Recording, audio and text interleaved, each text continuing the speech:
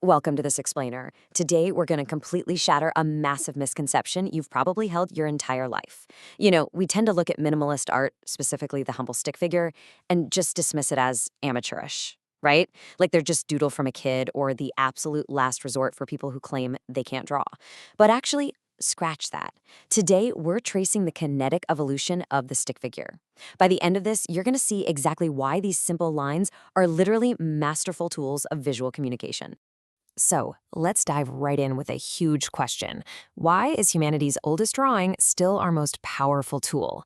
Seriously, it's mind-blowing to think about how a few simple lines can power everything from prehistoric communication in ancient caves all the way to creating modern 3D video animation today.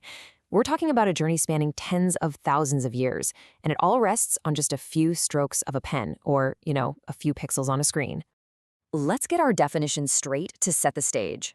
A stick figure is a deliberate visual abstraction. See, it was never actually about a lack of technical skill. It's always about acting as a universal avatar to quickly and clearly capture human motion. By stripping away all that vanity, the detailed anatomy, the individual identity, the focus remains entirely on the verb, the action taking place. It's not about who is running, it's purely about the act of running itself. Just tracing this timeline proves how these minimalist figures evolved over millennia. We start way back around 17,000 BCE in the Paleolithic Lascaux caves, where early humans were drawing these stick-like figures. Then pop over to 3000 BCE, and they're showing up in Egyptian hieroglyphs to represent human labor. Fast forward to 1964, they become global pictograms at the Tokyo Olympics. And by 2006, they're absolutely dominating early internet flash video animations. This chronological journey totally proves we've taken these figures from stone walls to complex digital rigging, and they haven't lost an ounce of their core essence. Now, early ancient art wasn't just basic scratching in the dirt. If we look at early Indian rock art from places like the Bhimbetka rock shelters, it was incredibly technically diverse. These artists used a massive array of techniques. We're talking silhouette styles for flat shadows, half-filled forms, decorative geometric cross-hatching, and even, get this, spray painting by blowing liquid color through hollow bamboo stencils. This wasn't just utilitarian. Artists used these tricks to inject dynamic, raw emotion into their work. It brilliantly captured things like the sheer, charging anger of a huge bull facing down a human figure. Section 1. Ancient grids and silhouettes, standardizing the human form. As civilizations grew and got vastly more complex, the human form actually required strict standardization. The simple stick figure had to evolve into a rigid, repeatable system. And the ancient Egyptians, they applied intense mathematics to the human body. For them, art was a core part of religion, not just pretty decoration, so they developed what's known as the Egyptian canon. They used a grid of squares to measure the body with absolute precision, measuring exactly 18 fists from the ground all the way up to the hairline. The knee was always on line 6, the elbow always on line 12. This strict grid was an absolute game changer. It ensured that no matter who was doing the drawing or where they were in the empire, the human avatar remained incredibly consistent, totally readable, and highly functional. The rules specifically dictated that chests and eyes had to face forward to engage the viewer, while the hips, legs, and heads were drawn in profile to convey clear action and direction. It was basically a perfectly standardized system for visual storytelling. So the really crucial point here is that by the 6th century BCE, the Greeks took this standardized visual contrast to a whole new level. Athenian artists transitioned from the somewhat stiff black figure art, which was dark figures painted on reddish clay, to the much more elegant red figure style, completely inverting the colors. But honestly, whether black or red, they were still fundamentally relying on bold, distinct silhouettes to tell these complex, epic stories of gods and warriors, which is exactly what our basic stick figures do today. Section 2. The Universal Visual Language, the 20th Century Everyman. As the modern world became vastly more interconnected, we desperately needed a visual language everyone could understand instantly. In a world moving faster than ever, with international travel absolutely booming, these minimalist avatars became the perfect everyman.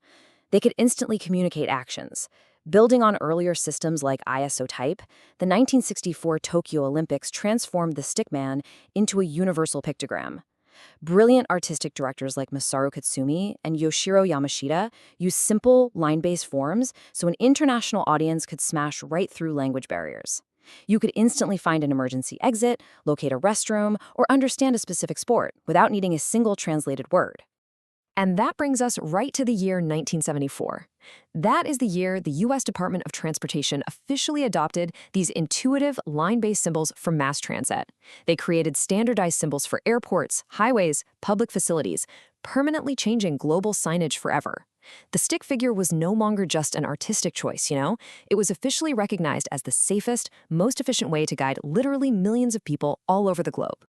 This whole functional necessity brings up a truly brilliant point. By removing vanity, the stick figure becomes the ultimate mirror for society, distilling the human form down to its absolute essence, pure action. That quote hits the nail on the head. It removes all the visual noise, the clothes, the detailed anatomy, the complex shading, so we can focus entirely on the kinetic energy of the narrative. It's a blank avatar that anyone, anywhere, can project themselves onto. Section 3. Pioneering the digital era, the video and animation revolution. This functional simplicity, it made the stick figure the undisputed king of the early internet. Let's geek out on the tech side of this for a quick second and compare heavy raster images with lightweight vector mathematics. Back during the dial-up internet era of the late 90s, high-resolution videos were practically impossible to stream. The bandwidth just wasn't there.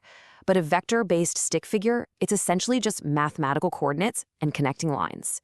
We are talking mere kilobytes of space. They loaded instantly, allowing complex video animations to thrive on incredibly slow connections. And man, this lightweight tech triggered a massive digital boom for anyone wanting to make a video. We go from Emile Cole's hand-drawn phantasmagory in 1908, straight into software just taking over. In 1996, Future Splash, which later became Adobe Flash, launches. In 2001, Pivot Animator introduces this incredibly easy joint rigging system. And then, by 2006, Alan Becker's Animator versus Animation series just explodes on YouTube. Because they're so incredibly easy to rig and move, stick figures empowered millions of solo hobbyists to bypass massive animation budgets and become action video directors literally overnight. Which brings us right to the media landscape we live in today. Modern video creators still heavily rely on these avatars to bring really dense historical narratives to life. Take a YouTube explainer series covering the sprawling, complex life of Julius Caesar, for example. Using stick figures makes those political betrayals and massive Roman battles highly active and totally digestible. And the best part? The creator doesn't need a Hollywood-sized team of animators to make a video. It is the absolute ultimate storytelling shortcut. Section 4. The future of animation, from simple lines to 3D rigs. So, what does this all mean, and where do we go from here? Well, the journey of our minimal avatar doesn't end with simple 2D web videos. It's actually pushing the boundaries of modern computer science. Just look at cutting-edge research from the Stanford Computer Graphics Lab. Their new interface uses simple 2D stick figures as the foundational skeleton to map complex 3D character rigs. Researchers have built this ingenious system that bridges the gap between traditional paper and pencil drawing and high-tech 3D video animation, and they're using the stick figure as the master key. When you break down the motion into simple steps, it's like magic. First, an artist sketches a 2D stick figure in seconds. Next, the system automatically extracts the 2D joint locations directly from those lines. Then, it reconstructs 3D poses from that flat 2D skeleton.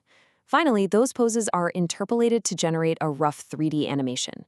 What this means is that a traditional 2D artist can immediately generate dynamic, coarse 3D video animations.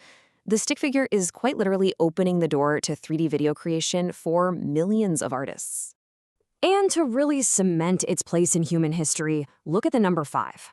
In March of 2020, exactly 5 dedicated stick figure glyphs were officially enshrined into the Unicode 13.0 standard, right within the Symbols for Legacy Computing block. This ensures their survival in global digital code forever. Seriously, no matter how advanced our hardware gets, the stick figure is now permanently hard-coded into the digital fabric of humanity. No way it's going anywhere. Which brings us to a final provocative thought. Is the stick figure really just amateur art? Or is it actually humanity's most sophisticated and enduring masterpiece of motion? As you look at the restroom signs, those viral explainer videos, and the digital avatars all around you today, I really hope this leaves you rethinking the power of the simplest lines ever drawn. Because sometimes the most complex stories require the absolute simplest forms to be truly understood.